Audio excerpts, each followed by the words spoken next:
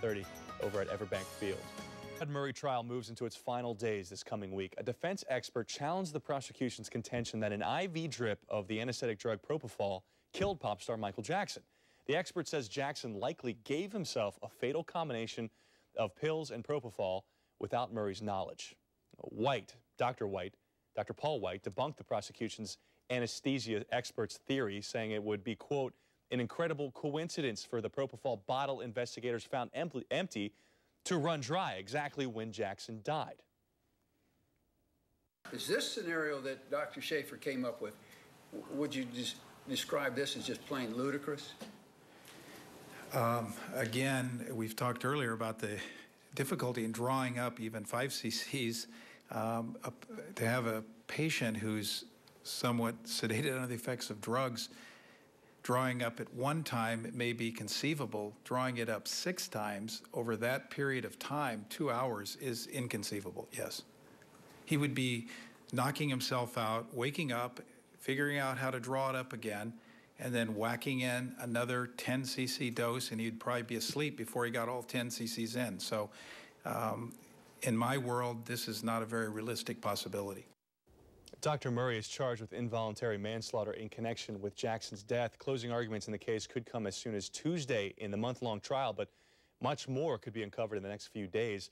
Attorney at law John Phillips joins us now with a look at this defense, or if the defense is actually going to hold water, plus more on what we can expect to come Monday. And good morning, John. Thank you so much for coming on. This was a bombshell. You have a defense witness, a doctor, saying Michael Jackson caused his own death. He was mixing pills in this Propofol.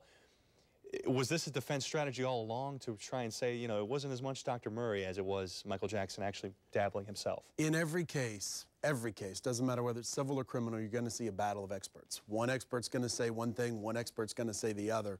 And in the criminal context, it's all about reasonable doubt.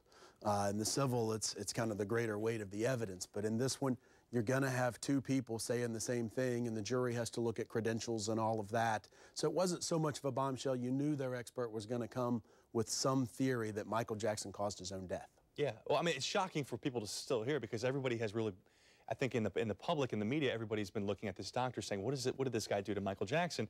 Well, they're saying, well, look, not so fast. Do you think he was convincing from what you've seen? Do you think he was able to sell the defense's theory? He tried. He did a good job. He was credible, and he looked the academic part.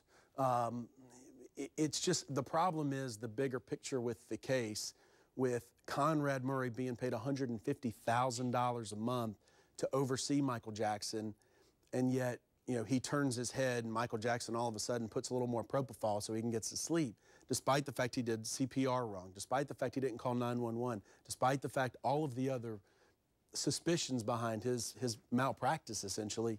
He didn't sell it all. He sold that one little niche of the case, and that's, I don't think it's good enough. Yeah, when you talk about the two experts on each side, the prosecution's witness, their doctor was Dr. Stephen Schaefer, who we might hear from again when we go to back to the prosecution.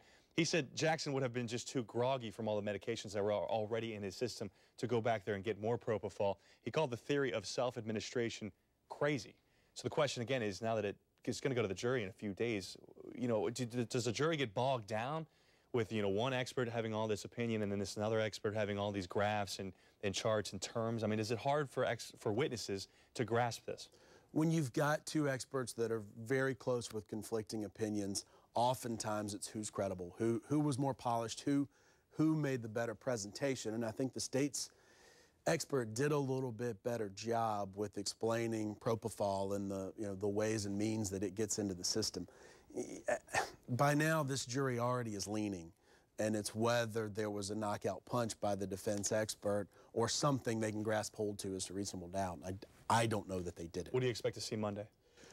Monday, I would expect the state to make considerable points with the Michael Jackson, with the expert, and them to try to get it wrapped up, maybe a day or 2 of rebuttal to the jury by Wednesday or Thursday, if the judge, depending on if the judge gives them an extra day to prepare closing arguments. But we pretty much expect it to go to the jury sometime this coming week. Absolutely. Yeah. Okay. John, thank you so much. Thank you, Jason. My pleasure.